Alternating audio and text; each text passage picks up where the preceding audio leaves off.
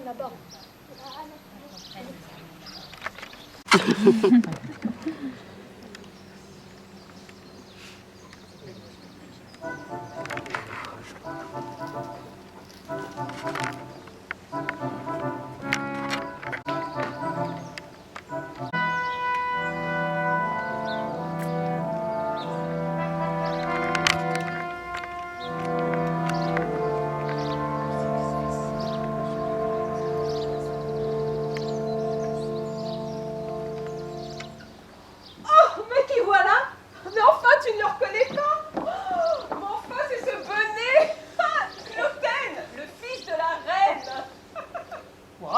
Attendez.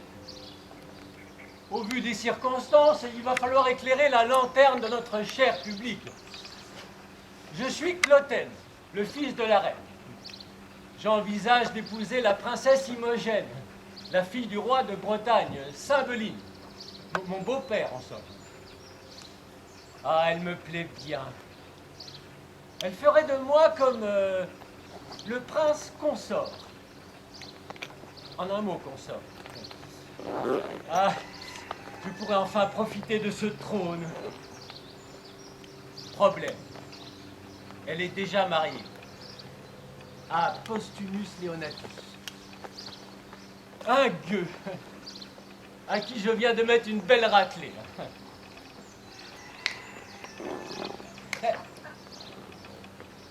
Ce sont les suivantes. Pas mal, hein? Ah, j'oubliais. La scène se passe en Bretagne, enfin, plutôt en Grande-Bretagne, à l'époque de l'empereur Auguste. Mais Seigneur, vous devriez changer de tunique. La violence du combat vous a fait fumer comme une cheminée. Il y a du sang sur ma chemise. Alors, je l'ai blessé. Il n'a blessé que sa chemise. Pas facile de lui trouver la peau. Ce quoi reculait sans arrêt. Tu parles, il allait t'embrocher. Dommage qu'on nous ait séparés, tiens. Ouais, dommage pour lui. Il te fonçait dessus, bouffon. Et dire qu'elle aime ce type. Elle ne veut pas de moi. Oh Seigneur, je vous l'ai toujours dit.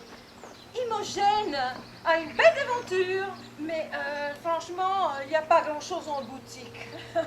Évidemment, c'est qu'elle ne veut pas montrer sa plus belle marchandise aux crétins. Bon, je vais dans ma chambre, vous venez avec moi. Allez.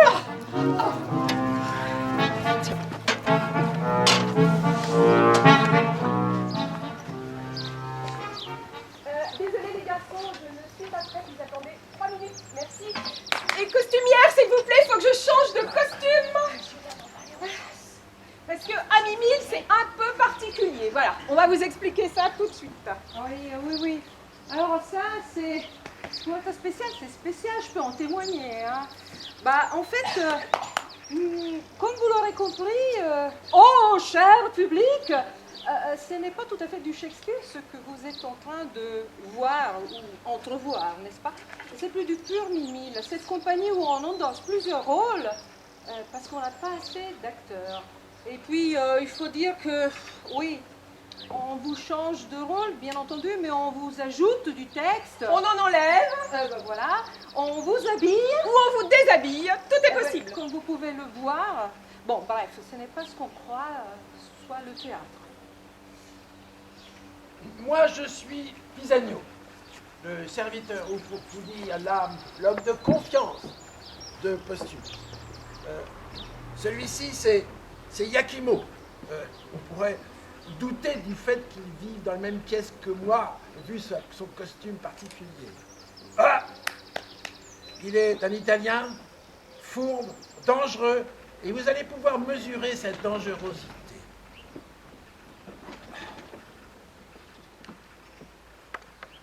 Madame, Me voici. J'ai parié avec Postumus que j'arriverais à séduire sa femme Imogène. On me prête un certain talent dans le domaine. Vous allez pouvoir juger. un gentilhomme romain vous apporte des lettres de Postumus. Je n'aime pas cet homme. Vous pâlissez, madame. L'honorable Léonatus est en bonne santé. Il salue tendrement votre Altesse. Merci, monsieur.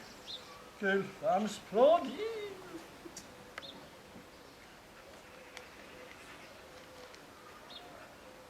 Il est de la plus haute noblesse. Traitez-le avec tous les égards que vous estimez mérités par votre fidèle Léonatus. Je ne lis tout haut que ces lignes, mais le reste de la lettre me touche au cœur et me remplit de reconnaissance. Bienvenue à vous donc, noble seigneur. Merci, belle dame. Oh, ma parole, belle dame! Les hommes sont fous. Ils ont des yeux pour voir l'arche des cieux et les riches moissons de la terre et de la mer. Ils ont des yeux pour ne pas confondre les astres flamboyants avec les petits cailloux sur les plages. Sans doute. La luxure blasée, le désir rassasié, et pourtant insatisfait. Cette cuve qu'on remplit et qu'on vide tout à la fois. Cher monsieur, quel trouble vous saisit, vous sentez-vous bien? Merci, madame. Je vais très bien. Je vous en supplie, monsieur. Je vais dire à mon écuyer de m'attendre que je vais laisser. J'allais sortir, monsieur, pour l'accueillir. Mon mari va-t-il toujours bien? Sa santé, dites-moi. Excellent, madame. Ah, est-il de bonne humeur? Ah, d'excellente humeur. Il n'y a pas à Rome d'étranger plus gai, plus guilleré. On l'appelle le noceur breton. Mais quand il était ici, il était enclin à la tristesse et le plus souvent, sans savoir pourquoi. Ah bon? Je ne l'ai jamais vu triste. Il y a là-bas un sénateur français, un grand seigneur, très amoureux d'une jolie gauloise ou une gitane. Le noceur, bon, je veux dire, votre mari, se moque bruyamment de cette passion. Oh, comment peut-on s'enticher d'une femme quand on sait ce qu'il y a à l'intérieur? Mon mari peut-il s'exprimer ainsi? Oui, madame, en riant aux larmes. C'était un bonheur de l'entendre se moquer de ce Français. C'est égal. Les dieux savent bien qu'il y a des hommes qui font des choses terribles. Mais ce n'est pas son cas, j'espère. Non. Mais il pourrait faire meilleur usage des dons que lui ont fait les dieux. Quand je vous vois, vous lui appartenez plus encore que tous ces talents. Je ne peux m'empêcher d'admirer et en même temps d'avoir pitié Pitié de qui, monsieur? de deux personnes que je plains de tout mon cœur. Suis-je, monsieur, l'une des deux? Vous me dévisagez. Quel désastre voyez-vous en moi qui me vaille votre pitié? Je vous en prie, monsieur, répondez-moi. C'est au Dieu d'en tirer vengeance, et pas à moi d'en parler. Vous paraissez savoir des choses sur mon compte, alors parlez de grâce. Imaginons que cette joue est réservée à mes baisers, que cette main est à moi, cette main dont le contact, le moindre contact, force celui qui l'a senti à prêter serment de loyal amour. Que vous êtes offerte à mes regards. Que jouissant de ces biens si précieux, je me sois damné en bavant sur des lèvres aussi publiques que les marches menant au Capitole. Mon mari, je le crains, a oublié la Bretagne. C'est votre beauté qui me fait parler comme un vampire. Pas un mot de plus. Chère âme, votre sort fait naître en moi une telle pitié. Dans mon cœur, j'en suis malade. Une femme si belle, héritière d'un empire, vengez-vous. Mais me venger? Mais comment puis-je me venger? Si vous dites la vérité, si ce que mon cœur répugne à gober d'un trait est vrai, comment me vengerai-je? Allez-vous vous résigner à vivre comme une prêtresse de Diane, dans des draps glacés, pendant qu'il en chevauche d'autres, bafouant votre honneur et vidant vos coffres? Ah! Pisanio, à moi! Laissez-moi déposer la preuve de mon dévouement sur vos lèvres. Ah! À moi, Pisanio, disparais! Disparais! Mes oreilles sont coupables de t'avoir écouté aussi longtemps! À moi, Pisanio! le roi, mon père, sera informé de cette agression. Et s'il trouve convenable qu'un étranger impudent vienne à sa cour marchander comme dans un bordel romain, c'est qu'il se soucie peu de sa cour, et encore moins de sa fille. À moi, Pisanio! Heureux Léonatus, je peux affirmer maintenant que la loyauté de ta femme envers toi est digne de ta confiance en elle, que ta parfaite vertu est digne de son irréprochable fidélité. Longue vie à la bienheureuse épouse du gentilhomme le plus vertueux qui jamais vécu dans ce pays.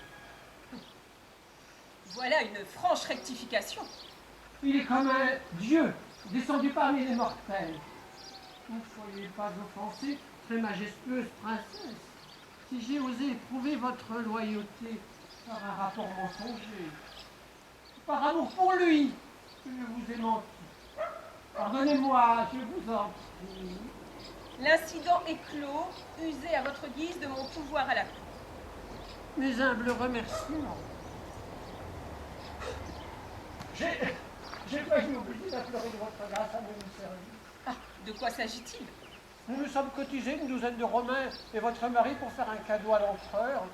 Étant chargé de l'achat, j'ai trouvé ce qu'il fallait en France. C'est de l'argenterie magnifiquement ciselée, sertie des joyaux les plus rares. J'aimerais bien pouvoir vous imposer ce presque cadeau à ma blessure. On plairait tout en accepter le défaut. Volontiers. Et j'engage mon honneur à veiller sur lui. Et puisque mon mari est concerné, je le garderai dans ma chambre. Il est dans un gardé par les gens. Je me permettrai de le faire déposer, mais pour cette nuit seulement. Je dois embarquer demain. Si vous voulez écrire à votre mari, faites-le ce soir. Je suis resté ici trop longtemps et nous devons remettre notre cadeau le plus vite possible. Je vais lui écrire. Envoyez-moi votre coffre, il sera bien gardé. Et vous êtes le bienvenu.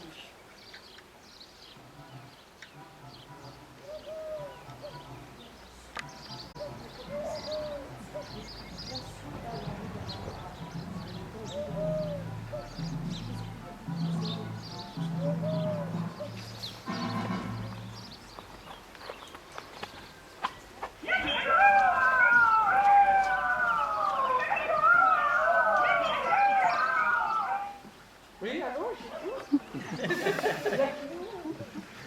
Oui, William. Non. Mais... Non, vous me faites une blague. William. Oui, Sabine. Oui, oui. Oh, c'est une version, c'est du théâtre au jardin. On a dû élaguer un petit peu. Oui. Mais comment m'avez-vous trouvé? Ah oui, en cherchant sur Internet, bien sûr, évidemment. Oui, aujourd'hui, c'est plus pratique.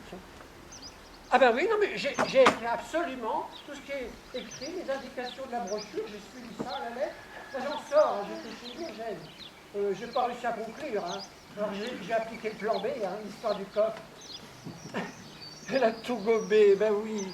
Non mais, j'arrive pas à les suivre, ces femmes. Bon. Oui, bah bien sûr. Oui, je comprends. Ben oui, effectivement. Alors maintenant, il ne me reste plus qu'à me cacher dans le coffre. Et puis, ça me permettra de l'introduire dans ta chambre.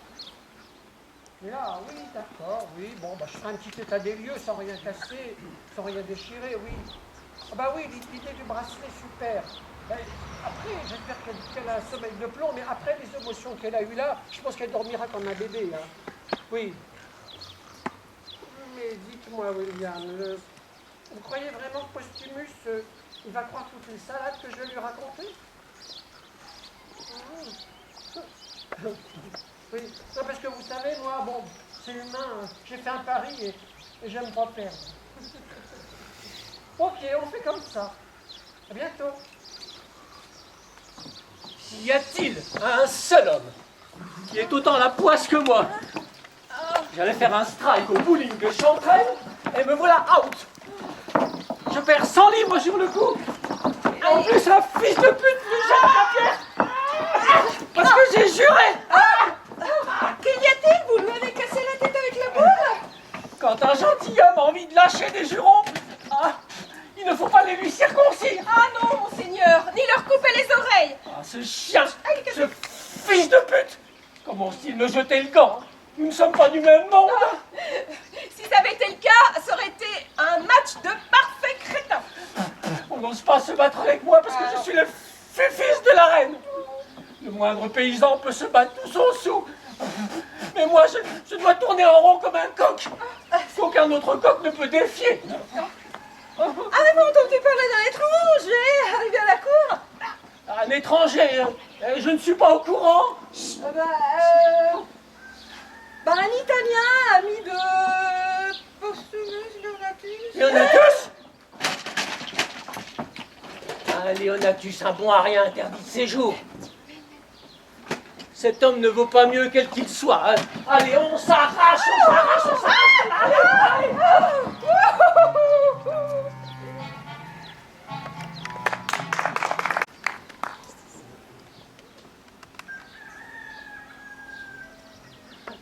Il faut tout faire ici, il faut tout faire dans le théâtre à Mimile, je vous jure. Hein. Franchement, il faut tout faire, hein, c'est pas... Bon, alors maintenant, il faut se retourner. Alors là, retournez. Faut pas aller plus loin que le jeune homme a pris. C'est chaud, hein. Alors là, non, madame, là, vous êtes trop loin. Voilà, voilà. Oh, un public discipliné, ça fait plaisir. Voilà, hop, voilà. Oui, monsieur, s'il vous plaît, voulez-vous que je transforme quelque chose? Regardez, si vous voulez bien aller vers la dame en blanc. Ou monsieur en vert, comme vous voulez. On n'est pas raciste ici. Voilà, je vous en prie, monsieur. Et maintenant, on a changé, on est à Rome, on accueille Yakimo. Attention, fini les gels hydroalcooliques, mais c'est alcool pour tout le monde. Et nous voici donc à Rome. Yakimo est revenu en Italie. Le DJ est un peu en retard, mais c'est pas grave. La musique dans le sang. Il y a des beaux gosses. C'est une danse avec eux.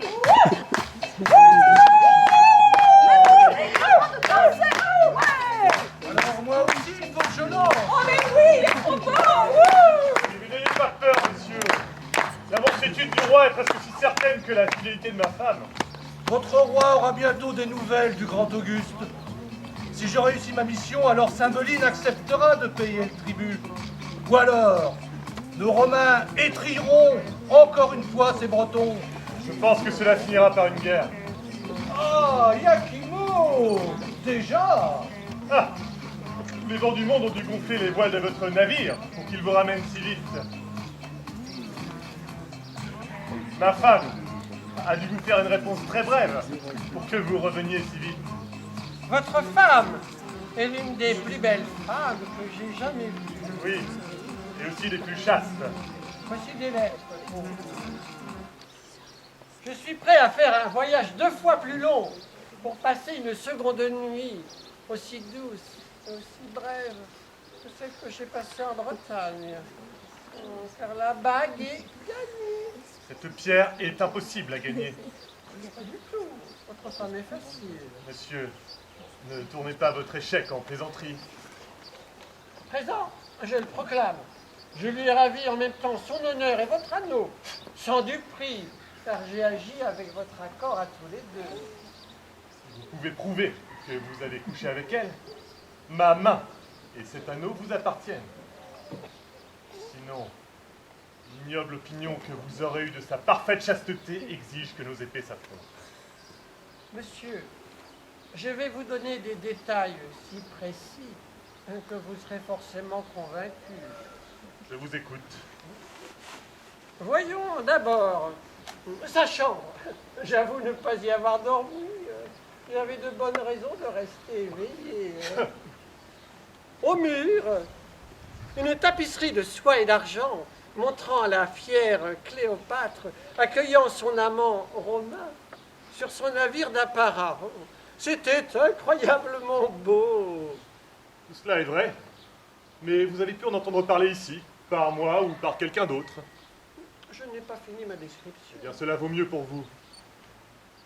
Sur le manteau de la cheminée, Diane au bain. Le sculpteur a si bien imité la nature qu'on croirait qu'elle va parler.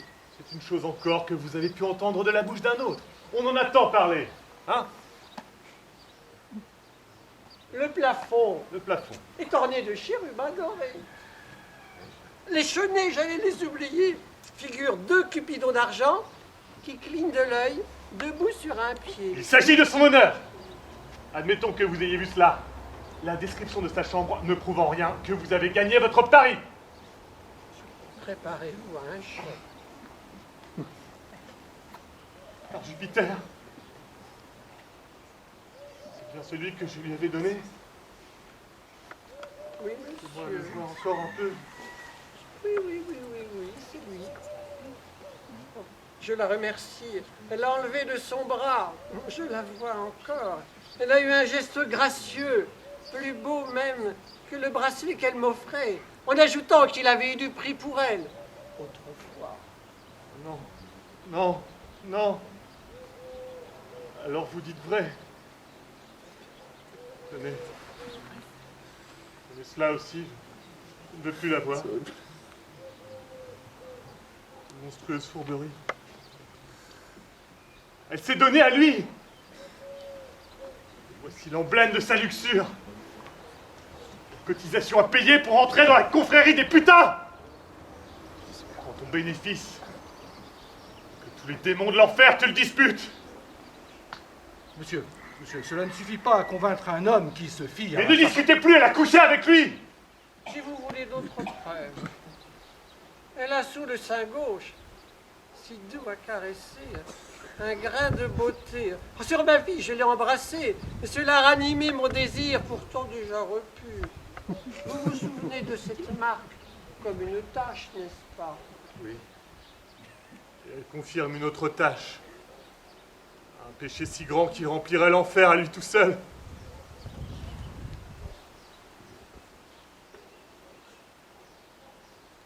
Oui, j'ai couché avec elle. Certes, oui. De toute façon, si vous juriez que vous avez fait le contraire, ce serait que vous seriez en train de mentir. Je ne nie rien. Ne dis rien. Je vais te tuer. Ah! Si je la tenais, je la démembrerais. Je pars pour la Bretagne. Je vais la dépecer en pleine cour, devant son père. Je ferai une chose. Elle se refusait à mes désirs légitimes et m'a juré de maîtriser ma concupiscence. Moi, je la croyais aussi pure que la neige que le soleil n'a pas touchée. Tout ce qu'il y a de vicieux en l'homme lui vient de la femme.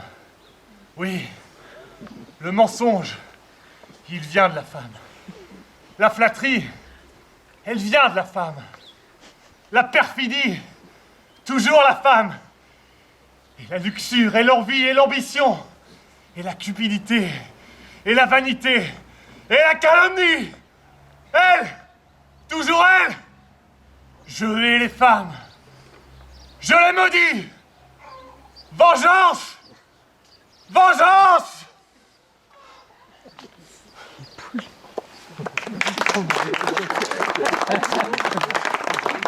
Non mais quel courant, vous l'avez entendu, la pauvre femme. C'est incroyable. Non mais les hommes tous les mêmes, hein, la testostérone, mais ça leur pourrit le cerveau. Hein, c'est pas possible. C'est scientifique, hein. Oui. Ah bah oui, Je sais pas si c'est scientifique, mais alors, les testicules et le cerveau, il y a un lien direct. C'est hallucinant. Mais attends, les poules réagissent, c'est que le roi est dans les parages. Alors, nous, on n'a pas très envie de le voir. Non, on travaille pas toujours très bien pour lui. Alors, on vous laisse, allez-y. Bonne chance.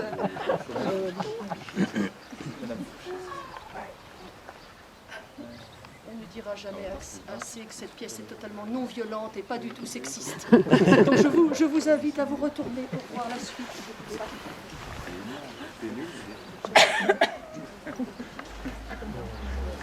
C'est trop de France, ouais, je l'avais en seconde. Bah, tu l'as eu. J'avais pas eu. Voilà, ah oui, j'ai compris. Wow.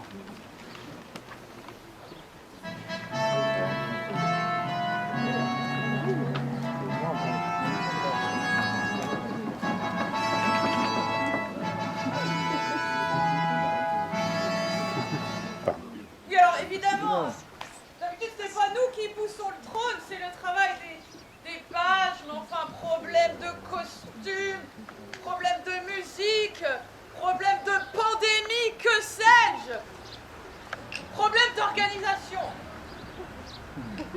Bon, parle à présent. Que veut de nous César Auguste? Quand Jules César a conquis la Bretagne, Cassibélan, ton oncle, s'engagea, pour lui et ses successeurs, à verser un tribut annuel de 3000 livres. Depuis un certain temps, ce tribut n'est plus acquitté par toi. Et pour qu'il n'y ait pas de surprise, ne le sera plus jamais. Il y aura bien des Césars avant que vienne un autre Jules. La Bretagne est un monde à elle toute seule. Et nous n'avons pas à payer pour avoir notre nez bien à nous. Les circonstances nous permettent aujourd'hui de reprendre ce qui est à nous. Pensez, sire, mon suzerain, aux rois vos ancêtres. Pensez en même temps aux défenses naturelles de vos îles, qui se dressent, tel l'empire de Neptune, hérissés, barricadés de rochers inaccessibles, qui engloutiront les bateaux de vos ennemis. César a été repoussé de nos côtes, et ces bateaux se sont brisés comme des coquilles d'œufs sur nos rochers. Le tribut. Et il n'y a plus de César comme l'autre. Notre royaume est plus fort. Il y en aura peut-être un avec un nez crochu, mais aucun n'aura le bras assez puissant. Mon fils, laissez finir votre mère. Mais pourquoi payer un tribut? Si César peut nous cacher le soleil avec une couverture, ou mettre la lune dans sa poche, alors là, d'accord. Mais sinon, on ne parle plus de tribut. Avant cette histoire de tribu, nous étions libres. César nous a imposé ce jour contre toute justice. Le secouer est le devoir d'un peuple libre. Voilà. Ah, bien parlé. Dis à César qu'il a trop longtemps bafoué nos lois iniques, ces lois antiques que fit le grand Malmutus, qui le premier, en Bretagne, mit sur son front une couronne d'or et se proclama roi. Je suis fâché, Cymbeline, d'avoir à déclarer que César Auguste, est ton ennemi. Et je te déclare la guerre en son nom. Attends-toi à une invasion effroyable. Ceci étant dit, je te remercie pour ton hospitalité. Tu es le bienvenu, Caius. Ton César m'a fait chevalier et m'a enseigné l'honneur. Aujourd'hui, il veut me le reprendre et je suis bien obligé de le défendre de toutes mes forces. Et il paraît que les Dalmates et les Pannoniens ont pris des armes contre Rome. Et les Bretons ne peuvent pas faire autrement que de les prendre à leur tour. Alors, le sort en est jeté.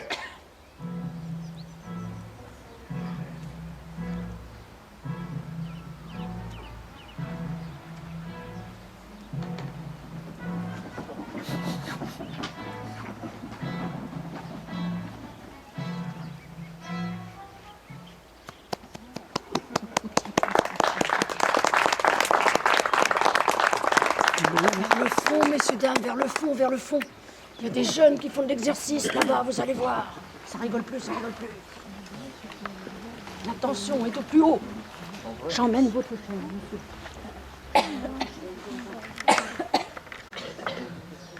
Attention, vous avez du pomme, enfin, je crois, au-dessus de la tête. Je vais essayer de filer. Vous pouvez même vous avancer encore un peu. Voilà, ça sera très bien. Il y a des jeunes qui vont faire de l'exercice. Alors, mesdames et messieurs, je vais vous montrer les subtilités du théâtre à mimique. Car vous voyez ce grand manteau, mais vous n'en connaissez pas l'usage. Et l'usage, la révélation qu'il cache, la voici. Je suis Bellarius, un ancien ministre qui a été banni par Cymbeline pour des raisons obscures et fallacieuses. Et alors, pour me venger, j'ai enlevé ses 2 fils et me suis caché au fond de la forêt costumière.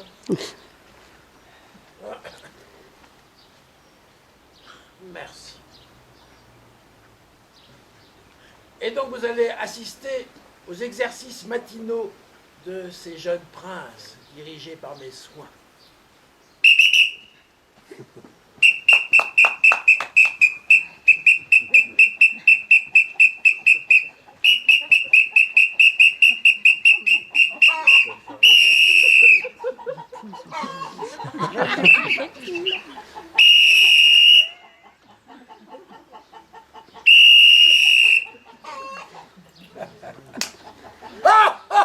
Salut à toi, beau ciel!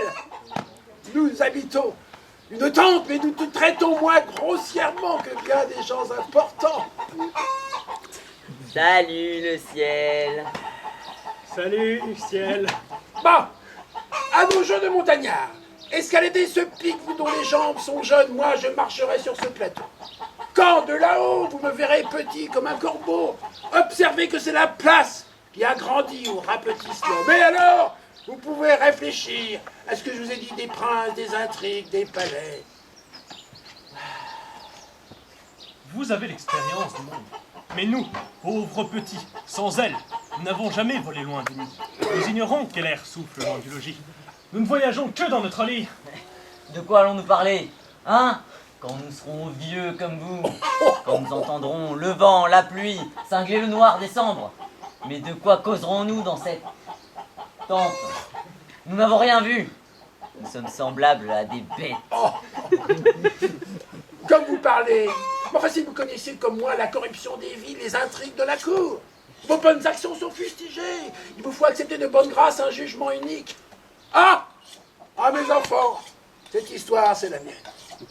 Mon corps est balafré de coups d'épée romaine. Et ma renommée était autrefois des plus illustres. Cymbeline m'aimait. J'étais comme un arbre dont les branches ployaient sous le fruit. Et puis, une nuit, une fripouillerie a jeté à terre mes frondaisons et m'a laissé nu dans la bourrasque. Injustice du sort. Ah oui, ma faute n'était rien, je vous l'ai dit souvent. Deux canailles dont les faux serments ont tout plus de poids que mon honneur, sans tâche, ont convaincu Cymbeline que je collaborais avec les Romains. Il m'a donc banni. Et depuis 20 ans, ce rocher et ces terres désolées ont été mon seul univers. Bon, hey, c'est pas tout ça, mais en route vers la montagne. Qui tuera le premier daim sera le roi de la fête. Allons, on se bouge. On se bouge. Oh là, quelle jeunesse. On se dépêche. La chasse vous attend, les daims vous attendent. Ah, l'éducation, c'est pas bon. Comme il est difficile de noyer les étincelles de la jeunesse. Ces jeunes gens ignorent qu'ils sont les fils du roi. Cymbeline n'imagine même pas qu'ils puissent être vivants. Je les ai élevés humblement et sous la tente. Et pourtant, la nature leur inspire dans les choses les plus simples, les plus vulgaires, je ne sais quoi, d'altier et de majestueux. L'aîné, appelé Guidérius par le roi son père, est l'héritier de Bretagne. Il m'écoute avec ferveur quand, juché sur mon escabeau à 3 pieds, je raconte mes guerres. Son sang royal s'échauffe. Et son plus jeune frère, appelé Arviragus, est tout aussi possédé. Le gibier est levé. Cymbeline, le ciel et ma conscience savent que tu m'as banni contre toute justice aussi. T'ai-je volé tes 2 fils pour te priver de postérité, comme tu m'as dépouillé de mes terres. Ça marche en plus. Le gibier est levé.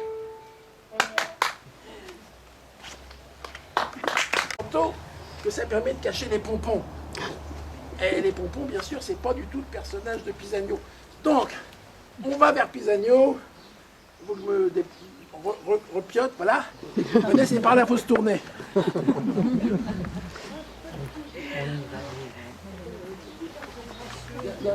Oui.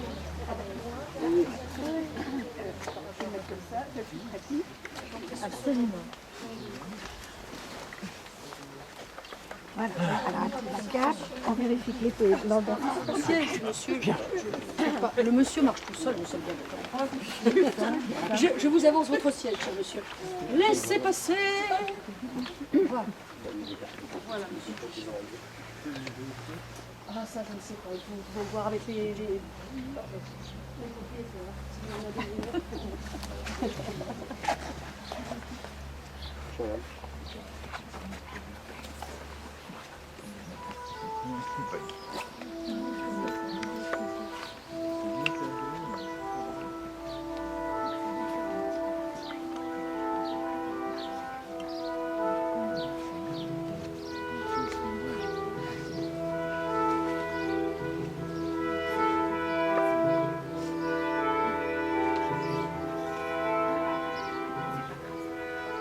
Tu m'as dit quand on est descendu de cheval qu'on était presque arrivé.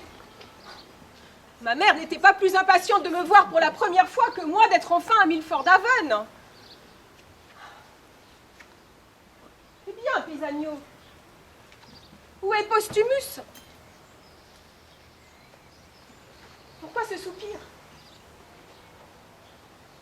Pourquoi ce visage anxieux?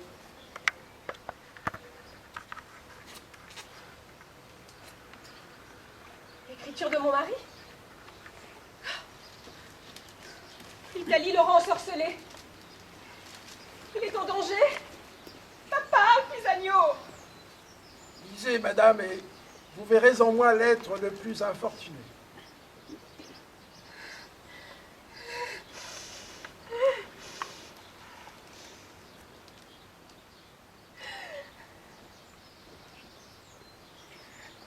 Ta maîtresse, Pisanio,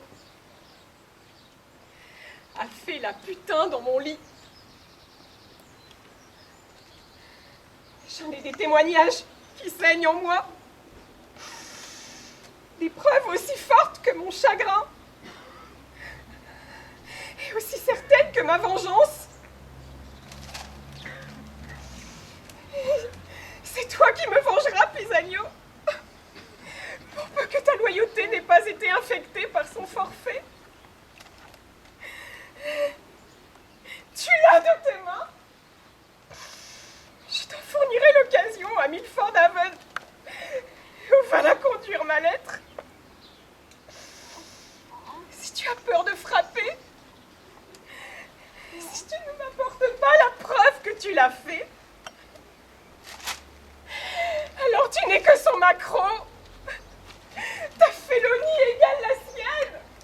Pas besoin de tirer mon épée. Ce matin, il a déjà coupé la gorge. Non, c'est la calomnie qui a tué. Son fil est plus aigu que l'épée, sa langue, plus venimeuse que tous les serpents du Nil. Madame, vous tenez le coup? Moi, infidèle. Mais qu'est-ce qu'être infidèle? Rester dans son lit sans dormir, en pensant à lui. Il pleurait heure après heure. Et si le sommeil force la nature, se réveiller dans l'effroi, ayant rêvé qu'il était en danger, est-ce cela la fidélité? Hélas, noble femme. Moi, infidèle. J'en appelle à ta conscience, Iachimo. Quand tu l'as accusé de luxure, tu étais, à mes yeux, un misérable. Mais maintenant, je te crois, oui. Une putain italienne l'aura séduit. Et moi, pauvre rebut défraîchi, parure démodée, je suis bonne pour la friperie, hein? Allez, Imogène, hein, chez le chiffonnier. Ah, la traîtrise des hommes. À cause de ton forfait, oh mon mari. Tous les grands airs de vertu que pourront prendre les hommes passeront pour scélérats d'hypocrisie. Madame, écoutez-moi. À cause de cette fourberie, plus aucun homme ne passera pour sincère auprès d'aucune femme. Allons, Posthumus. C'en est fini. Puisque tu le souhaites, Pisanio, fais ton office. Et quand tu reverras ton maître, dis que j'étais obéissante, moi aussi. Vois Je tire l'épée moi-même. Prends-la. Prends-la et frappe la demeure innocente de mon amour, mon cœur. Allez! Qu'est-ce que tu attends, toi, le vaillant Pisanio, hein? Aujourd'hui, on dirait un lâche.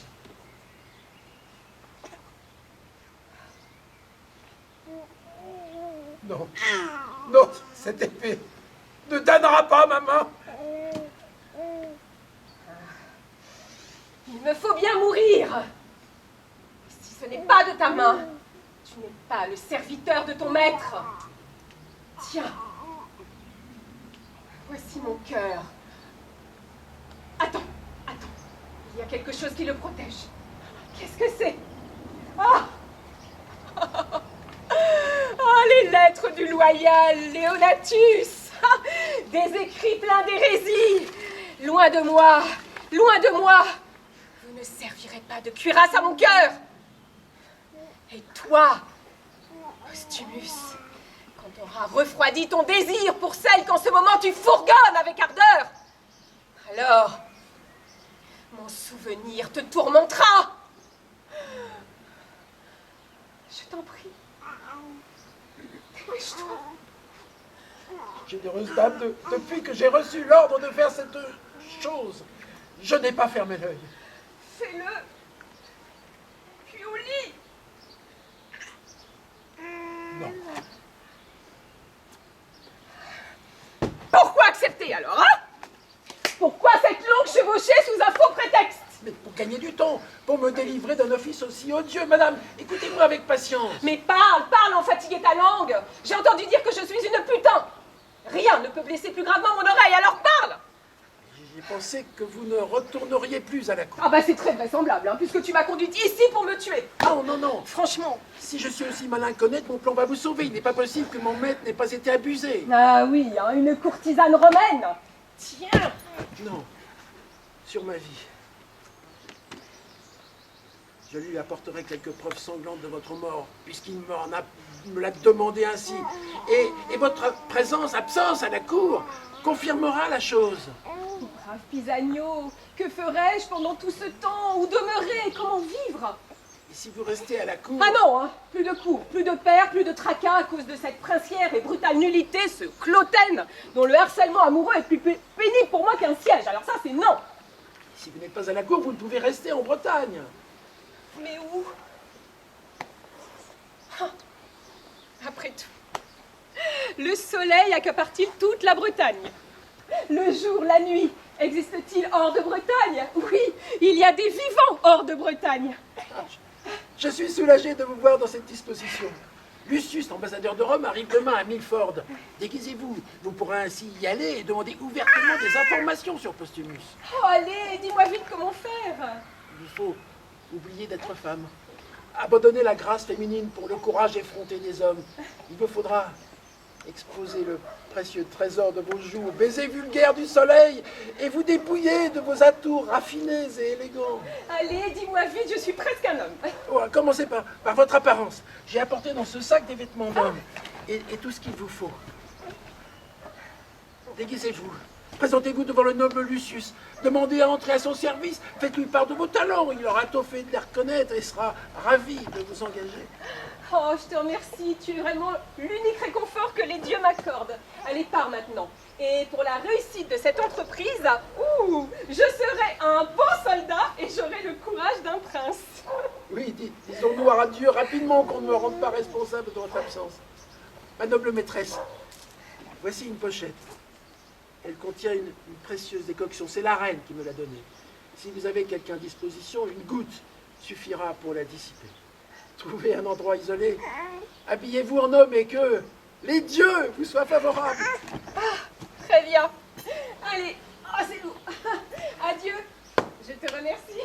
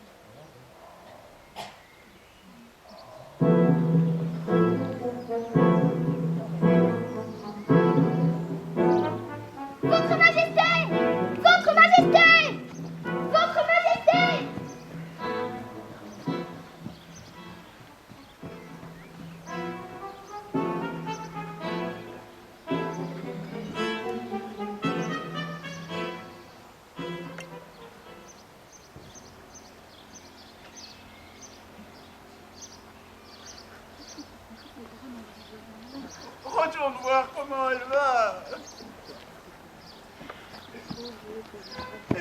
Elle a une fièvre terrible à cause de l'absence de son fils. Une espèce de transport au cerveau. Grand Dieu, pourquoi m'accabler comme ça? Imogène, si nécessaire à mon équilibre psychosomatique, introuvable. Ma reine, à l'article de la mort, juste au moment où une guerre me menace.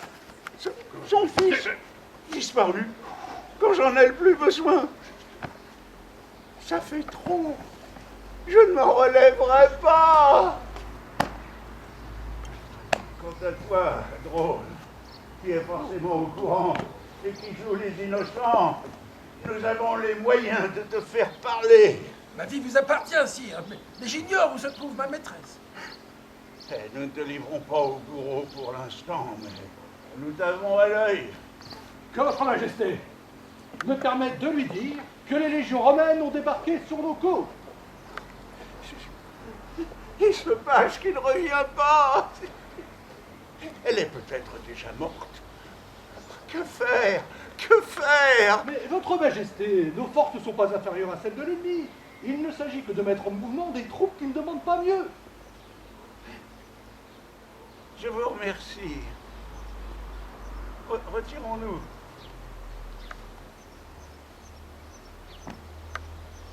Votre Majesté! Votre Majesté! Votre Majesté!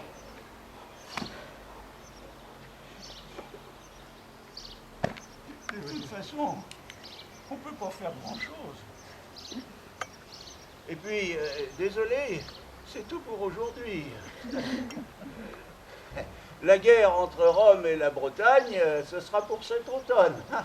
N'est-ce pas, noble messager? Certainly, sir. Et en effet, si vous voulez découvrir sur quel happy end se termine cette tragique comédie, nous vous invitons à nous retrouver à l'automne et vous pourrez voir à quel point tout est bien qui finit bien. C'est vrai? Certainly, sir. Ça se termine bien? Certainly, sir.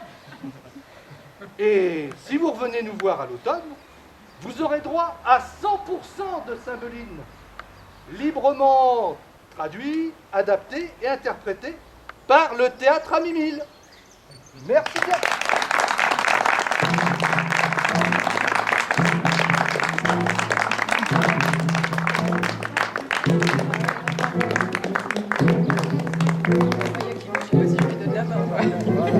Je m'interpose.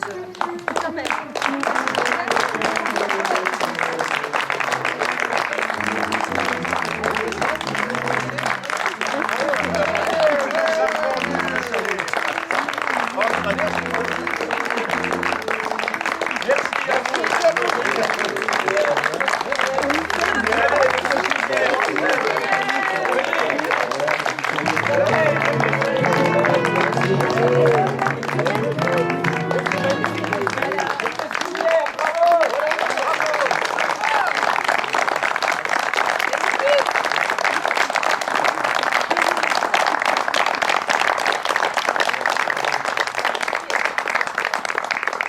Et comme le veut la tradition, n'oubliez pas le guide.